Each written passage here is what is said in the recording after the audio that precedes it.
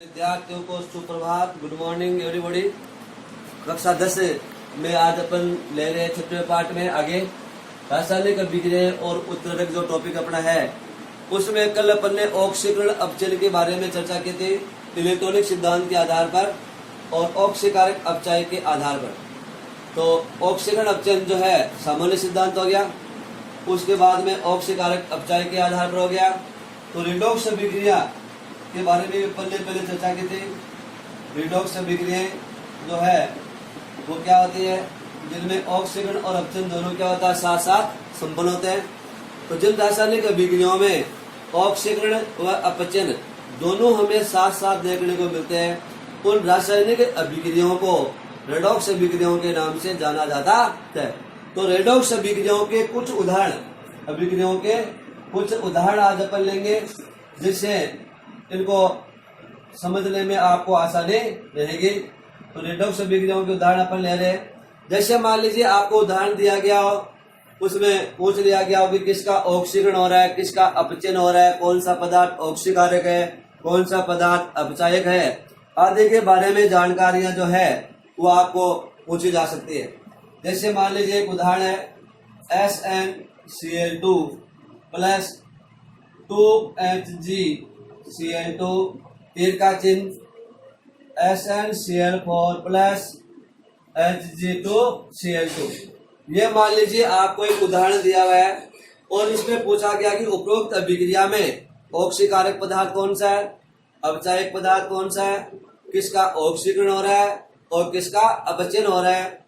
और साथ में यह भी लिख दिया गया प्रश्न के साथ में कि इलेक्ट्रॉनिक सिद्धांत के आधार पर समझाइए। प्रश्न में यदि सिद्धांत का नाम नहीं दिया गया है तो आप अपने हिसाब से किसी प्रकार से इसका उत्तर निकाल सकते हो, परंतु यदि सिद्धांत का नाम दिया है ऐसी स्थिति में आपको फिर इलेक्ट्रॉनिक सिद्धांत के आधार पर उसकी व्याख्या करनी होगी।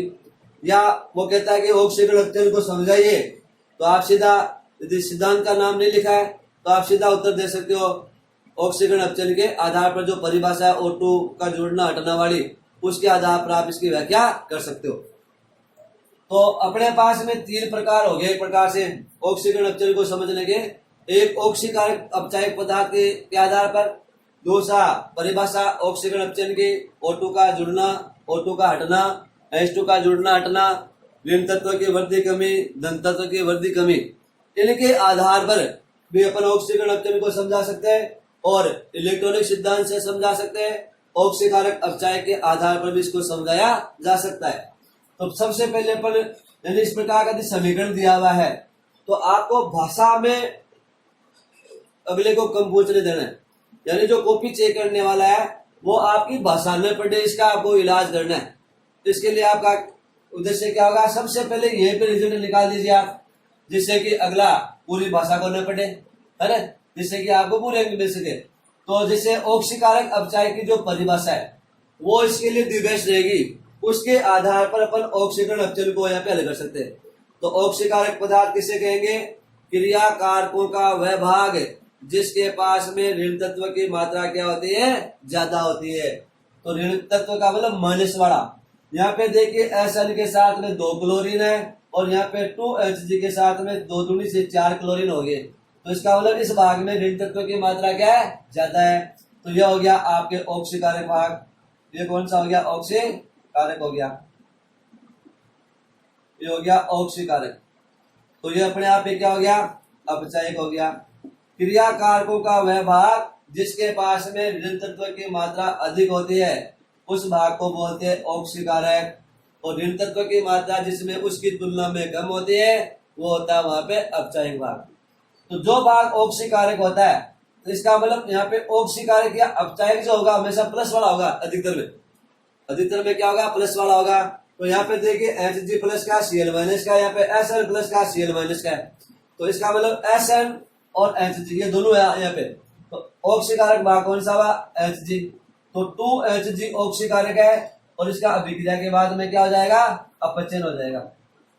अभिक्रिया के बाद में क्या हो जाएगा, अपचयन, क्योंकि परिभाषा कहती है कि जो ऑक्सीकारक पदार्थ होता है उसका अभिक्रिया के पश्चात क्या होता है, अपचयन होता है।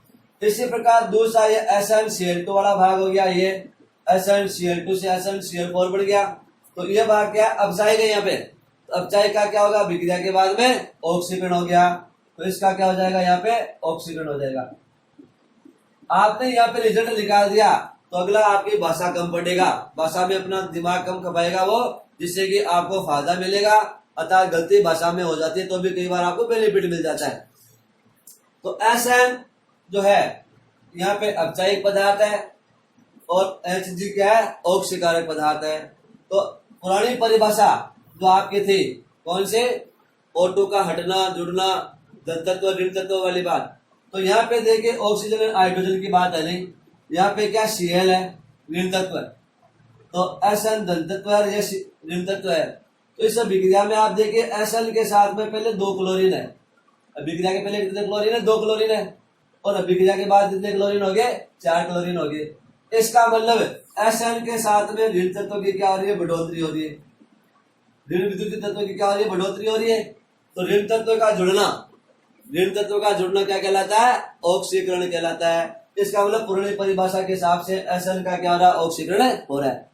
इसी प्रकार Hg 2Hg यानी 2 मरकरी के साथ में 4 क्लोरीन लगे हुए, और अभिक्रिया के बाद में 2 मरकरी के साथ में 2 क्लोरीन लगे हुए हैं।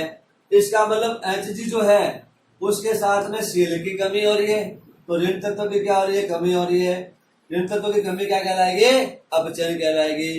तो पुरानी परिभाषा के हिसाब से भी ऑक्सीकरण अपचयन का रिजल्ट ये है, यानी आपने ऑक्सीकारक अपचायक के आधार पर पहचान के रिजल्ट हुई है, या सामान्य परिभाषा से आपने इसको हल किया रिजल्ट हुई है। अब यदि इलेक्ट्रॉनिक सिद्धांत की अपन बात करें, इलेक्ट्रॉनिक सिद्धांत के आधार पर ऑक्सीकरण अपचयन किस प्रकार से इसका संपन्न होगा, तो इलेक्ट्रॉनिक सिद्धांत के आधार पर देखिए अभिक्रिया से पहले, चलिए रिडॉक्स अभिक्रिया है, इसमें अभिक्रिया से पहले SN द्वारा Cl को 2 इलेक्ट्रॉन दिए जा रहे हैं, SN द्वारा Cl को 2 इलेक्ट्रॉन दिए जा रहे हैं। तो जब कोई इलेक्ट्रॉन देगा, इसका मतलब जेब से इलेक्ट्रॉन गए तो SN के इलेक्ट्रॉनों में क्या हुई, इलेक्ट्रॉनों में कमी हुई। जब किसी के पास में इलेक्ट्रॉन की कमी होगी, इसका मतलब वो दूसरे को इलेक्ट्रॉन दे रहा है, तो इलेक्ट्रॉनों की कमी होगी, इसका मतलब धनावेश की क्या होगी, वृद्धि होगी। तो SN पर कौन सा आवेश आ जाएगा, SN पर प्लस का 2 आवेश आ जाएगा। तो इलेक्ट्रॉनों की कमी हो रही है, धनावेश में क्या हो रही है, वृद्धि हो रही है, और धनावेश में वृद्धि का मतलब ऋणावेश में अपने आप की क्या हो रही है, कमी हो रही है। तो इसका मतलब SnCl2, इसका मतलब SN द्वारा Cl को 2 इलेक्ट्रॉन दिए जा रहे हैं, इलेक्ट्रॉनों की कमी हो रही है, उस पर लग गया SN का प्लस 2, यानी 2 आवेश आ गया SN पर। अब देखिए अभिक्रिया के बाद में SN के साथ में 4 क्लोरीन हो गए, इसका मतलब SN द्वारा क्लोरीन को 4 इलेक्ट्रॉन दिए जा रहे हैं। पहले दे रहा था कितने, 2, और अभिक्रिया के बाद कितने दे रहा है, 4 दे रहा है। इसका मतलब SN की जेब से इलेक्ट्रॉन गए, ये हो गया -2 इलेक्ट्रॉन, बराबर क्या हो गया, SnCl4। जो पहले 2 आवेश था, 2 जाने के बाद 2 और लग गया, इसका मतलब कितना हो गया, 4 हो गया। तो इसका मतलब SN के इलेक्ट्रॉनों में कमी हुई, धनावेश में क्या हुई, वृद्धि हुई, और ऋणावेश में क्या हुई, कमी। कैसे, जैसे मान लो SnCl4 है, ये किसी से 2 इलेक्ट्रॉन लेता है तो इसके ऊपर आवेश प्लस का 2 हो जाएगा, 3 लेगा तो प्लस का, यानी जैसे किसी से 3 इलेक्ट्रॉन और ले लेगा, मान लो ये SnCl4 जो है वो किसी से 3 इलेक्ट्रॉन लेता मान लीजिए, इसका मतलब 3 आवेश गया तो प्लस का बच गया अब 1। और यदि ये SN किसी से 3 लेता तो इस पर माइनस क्या आ जाएगा, यदि SN किसी से 3 लेता है तो इस पर क्या होगा, माइनस का 1 आ जाएगा। इसका मतलब तुलना करने पे क्या होगा कि ऋणावेश में क्या हो रही है, ऋणावेश में कमी हो रही है, धनावेश में क्या हो रही है, यहाँ पे वृद्धि हो रही है, इलेक्ट्रॉनों में क्या हो रही है, कमी हो रही है। तो क्या कहलाएगा, ये ऑक्सीकरण कहलाएगा। इस प्रकार से SN जो Cl2 है उसका SnCl4 में क्या हो रहा है, ऑक्सीकरण हो रहा है। SnCl2 का SnCl4 में ऑक्सीकरण हो रहा है। या अपन ये कह सकते हैं SN+2 का SN+4 में क्या हो रहा है, ऑक्सीकरण हो रहा है। इसी प्रकार दूसरा यहाँ पे है ऑक्सीकारक वाला भाग 2Hg, 2 मरकरी है, इनके साथ में यहाँ पे Cl2 लगा हुआ है, इसका मतलब ये दोनों गुणा होंगे, Cl कितने हो गए, 4, 2 मरकरी के साथ में 4 क्लोरीन जुड़े हुए हैं, तो 1 मरकरी के साथ में कितने हो गए, 2 हो गए। इसका मतलब 1 मरकरी द्वारा 2 इलेक्ट्रॉन दिए जा रहे हैं, जिसमें हो गया प्लस का 2 आवेश। अभिक्रिया के बाद में 2Hg जो है बदल गया Hg2 में, यानी 2 यहाँ पे लग गया। इसका मतलब अब ये गुणा नहीं होंगे। इसका मतलब 2 मरकरी के साथ में अब 2 क्लोरीन जुड़े हुए हैं। पहले थे 2 के साथ में 4, अब है 2 के साथ में 2। इसका मतलब पहले 2 के साथ में 4 थे तो 2 मरकरी 4 इलेक्ट्रॉन दे रहे थे। इसका मतलब एक की जेब से एक एक दोगे तो 2 दूनी 4 हो गया। अब अभिक्रिया के बाद में दोनों ने अपना एक एक वापस ले लिया। इसका मतलब प्लस 2 इलेक्ट्रॉन आ गए, 2 इलेक्ट्रॉन वापस क्या हो गया, आके जुड़ गए। और जुड़ने का मतलब ये हो गया Hg2+2। ये आपस में गुणा नहीं होंगे। इसका मतलब दोनों मरकरी के साथ में कितने इलेक्ट्रॉन जा रहे, दोनों के 2 ही जा रहे। इसका मतलब एक के हिस्से में क्या आया, 1। तो सामान्य भाषा में अपन क्या कर सकते हैं, Hg+2 से Hg+1 में कन्वर्ट हो गया।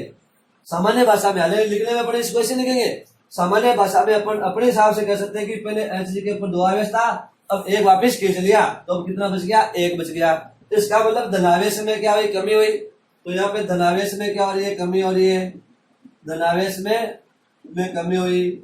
इलेक्ट्रॉनों की क्या हुई, वृद्धि हुई।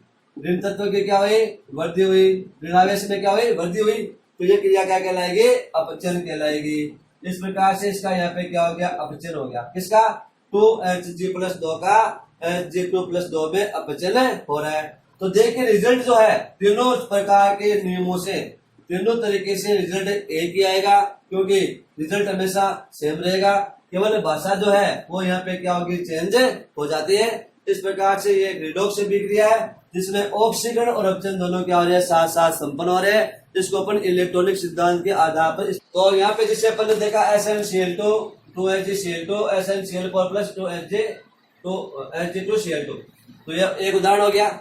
इसमें तीनों तरीके से अपन ने इसको हल कर लिया। अब जैसे मान लो दूसरा उदाहरण, परीक्षा में ये उदाहरण बहुत बार आ चुका है। ये उदाहरण, दूसरा उदाहरण जैसे अपन यहाँ पे ले ले, एक और उदाहरण लेते हैं। जैसे मान लीजिए आपको दिया हुआ CuO+H2 बराबर Cu+H2O। ये उदाहरण भी बोर्ड परीक्षा में कई बार आ चुका है।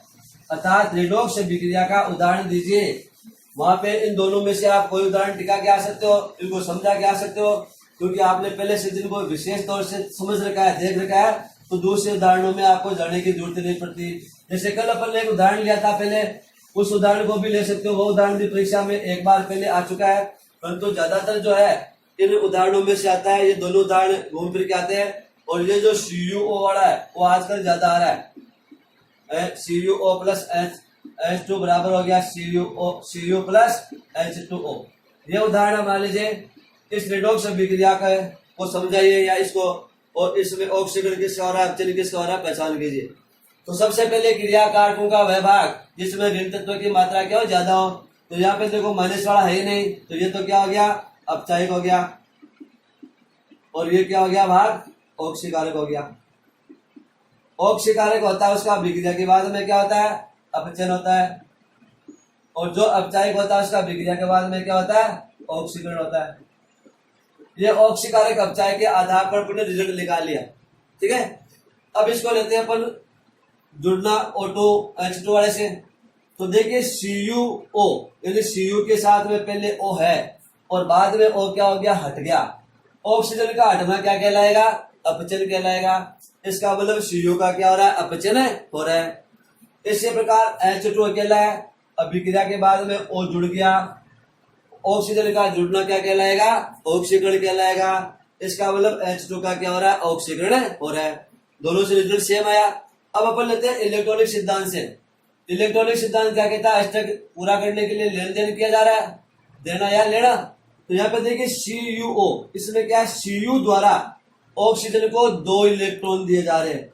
इसका मतलब Cu+ का 2 हो गया, यानी Cu पर आवेश कितना आ गया, 2 आ गया प्लस का। अभिक्रिया के बाद ये किसी को कोई इलेक्ट्रॉन नहीं दे रहा है। इसका मतलब जो पहले 2 दे रहा था इसने अपने वापस ले लिए, 2 क्या कर लिए, वापस ले लिए। तो इसका मतलब क्या हो गया, +2 इलेक्ट्रॉन हो गया, +2 इलेक्ट्रॉन। अभिक्रिया के बाद इलेक्ट्रॉन ग्रहण कर लिए तो धनावेश, क्योंकि इलेक्ट्रॉन लेगा तो आवेश कौन सा आएगा, माइनस का।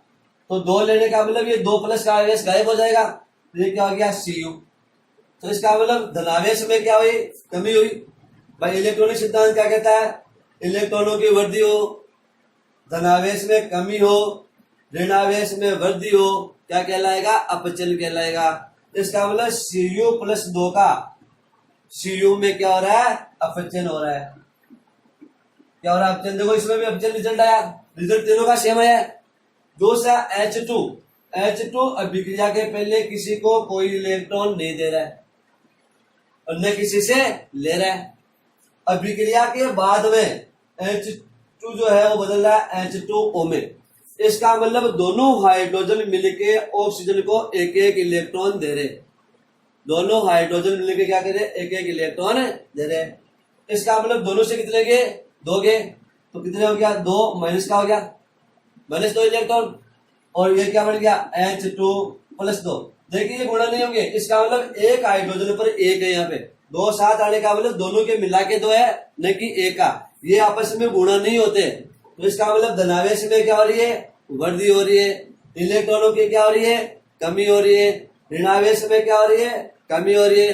तो धनावेश में वृद्धि, ऋणावेश में कमी और इलेक्ट्रॉनों की कमी क्या कहलाएगी? ऑक्सीकरण कहलाएगी। तो इसका यहाँ पे क्या हो रहा है? ऑक्सीकरण हो रहा है, अर्थात इलेक्ट्रॉन का ये त्याग कर रहा है। इलेक्ट्रॉन जेब से गए तो इलेक्ट्रॉनों में कमी होगी, धनावेश में वृद्धि होगी, ऋणावेश में कमी होगी, क्या कहलाएगी? ऑक्सीकरण कहलाएगी। इसका मतलब Cu प्लस 2 का Cu में अपचन हो रहा है और H2 प्लस 2 में क्या हो रहा है? ऑक्सीकरण हो रहा है। इस प्रकार से यह भी एक रेडॉक्स अभिक्रिया है, जो ऑक्सीकरण अपचन इसमें भी आपको दोनों साथ साथ देखने को मिलता है। तो इसको भी तीनों तरीके से अपन समझे तो रिजल्ट हमेशा कैसे आएंगे? सेम ही आएंगे, रिजल्ट पे कोई प्रभाव नहीं पड़ेगा। इसका मतलब सभी प्रकार की अभिक्रियाएं तो इसे तो अपन पुरानी परिभाषा से देखे या नई से देखे, इलेक्ट्रॉनिक सिद्धांत से देखे या सामान्य से देखे या ऑक्सीकारक अपचायक से देखे, तीनों के जो रिजल्ट होंगे वो हमेशा सेम आएंगे। केवल भाषा में क्या होगा? अंतर आएगा। इसमें इलेक्ट्रॉनों के आदान प्रदान से भाषा आपको लिखनी होगी और इलेक्ट्रॉनिक सिद्धांत की जो भाषा लिखते हो उसमें कई बार दिक्कत आती है। इसलिए सबसे पहले जो सूत्र दिया हुआ है उस सूत्र को इस रूप में क्या कर लीजिएंगे? आप हल कर लेंगे। इस रूप में हल कर लेंगे तो इस प्रकार की आगे भाषा वाली समस्या कम आ जाएगी। और दूसरा, कॉपी चेक करने वाले की नजर उस भाषा तक पूरी की पूरी ले जाएगी, क्योंकि उसको मेन जो रिजल्ट है यहाँ पे क्या मिल चुका है। अब भाषा में क्या लिखोगे आप? ऑक्सीकारक पदार्थ कौन सा हुआ? Cu। तो क्या होगा? Cu ऑक्सीकारक पदार्थ है तथा H2 अपचायक पदार्थ है। अब क्या करें? किसका ऑक्सीकरण हो रहा है? H2 का ऑक्सीकरण हो रहा है तथा Cu का क्या हो रहा है? अपचयन हो रहा है। यानी इसमें H2O नहीं लिखेंगे आप पूरा, या Cu नहीं लिखेंगे, शॉर्ट में लिखोगे, प्लस वाले के बारे में लिखोगे कि Cu ऑक्सीकारक है जिसका अपचयन हो रहा है, और H2 अपचायक है जिसका क्या हो रहा है? ऑक्सीकरण हो रहा है। इस प्रकार से इसका रिजल्ट लिखा जाएगा। तो ये 2 उदाहरण थे, इन उदाहरणों के माध्यम से इन अभिक्रियाओं को अपन समझ सकते हैं। इसका जैसे दूसरा उदाहरण बन सकता है SnCl4 प्लस Hg2Cl2 तीर का चिन्ह SnCl2 प्लस 2HgCl2। मैंने जो पहले उदाहरण बताया उसका उल्टा कर दिया मैंने, यानी क्रियाकारकों को क्रियाफल की जगह कर दिया, क्रियाफलों को क्रियाकारक की जगह कर दिया। तो चीज वही है, समीकरण उसी का उल्टा किया हुआ है। इसमें रिजल्ट उल्टे हो जाएंगे, अर्थात जो जिसका ऑक्सीकरण था उसका अपचयन हो गया, जिसका अपचयन था उसका ऑक्सीकरण हो गया, यहाँ पे उल्टा हो गया। यानी जो पहला उदाहरण था उसका एकदम उल्टा है, बाकी चीज वही है, वही उदाहरण है, उसको अपने उल्टा करके लिख दिया। ठीक है ना। इस प्रकार ये उदाहरण भी परीक्षा में एक बार पहले आ चुका है, इसलिए इस प्रकार के उदाहरणों को आप देखें, इनको समझें। प्रॉब्लम आती है तो चर्चा करेंगे। ठीक है ना। आज के लिए इतना ही लेंगे। ओके।